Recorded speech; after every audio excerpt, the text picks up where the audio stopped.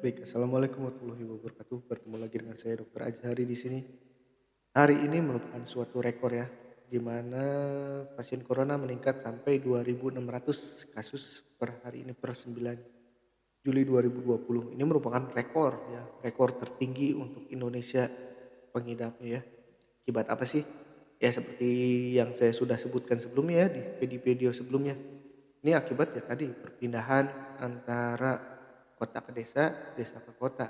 Itulah mudik dan arus balik itu ya, di mana sudah diketatkan antara mudik dan arus balik itu diminimalisir, tapi ya namanya manusia ya kadang banyak akalnya gitu ya. Yalah kita sudah dapatkan efeknya. Tapi di samping itu untungnya 900 dari kasus itu merupakan satu klaster ya, satu klaster artinya satu wilayah. Nah, ini jadi otomatis kalau di satu wilayah itu dapat mudah untuk dikendalikan, dapat mudah untuk diisolasi. Yang sebenarnya tidak mudah juga sih ya, lumayan sulit. Nah, tapi ya dapat memudahkan lah ibaratnya gitu ya untuk tracing dan isolasi. Nah, untungnya dalam klaster itu merupakan klaster orang-orang muda dan orang-orang yang berfisik kuat gitu ya. Jadi otomatis kemungkinan besar sebagian besar adalah orang-orang tanpa gejala.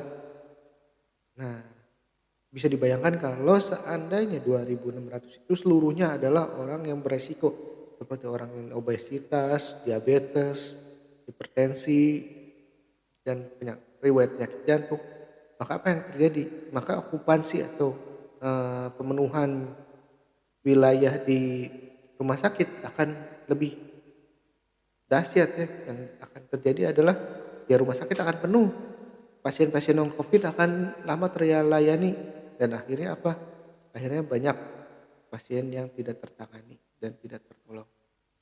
Nah, di era new normal ini sebenarnya saya agak rancu untuk bilang new normal ya, karena ya sebenarnya belum normal ya. Kita masih dalam suasana krisis, masih dalam suasana pandemi.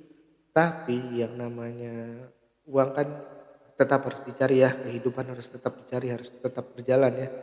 Nah, yang harus kalian ingat, waktu kalian pulang ke rumah, itu ada anak, ada istri, ada orang tua yang harus kalian jaga. Jadi sambil nyari uang, usahakan untuk tetap mematuhi protokol kesehatan. Seperti menggunakan masker, hand sanitizer, lalu ya face shield, dan lain-lain ya. Jangan sampai kalian pulang malah membawa penyakit untuk keluarga kalian sendiri. Ingat bahwa hidup itu bukan tentang kalian sendiri saja, tapi tentang orang-orang yang berhubungan tentang kalian. Ya, ingin seperti apa kalian diingat ya pada akhir hayat? Apakah sebagai seorang pahlawan atau sebagai seorang pecundang? Ingat, lahir miskin itu bukan salah kalian, tapi kalau kalian mati miskin itu totali salah kalian.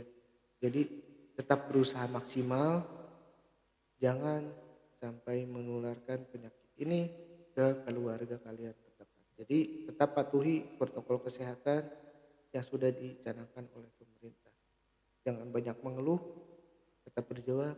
Wassalamualaikum warahmatullahi wabarakatuh. See ya. Sampai berjumpa lagi dengan dokter.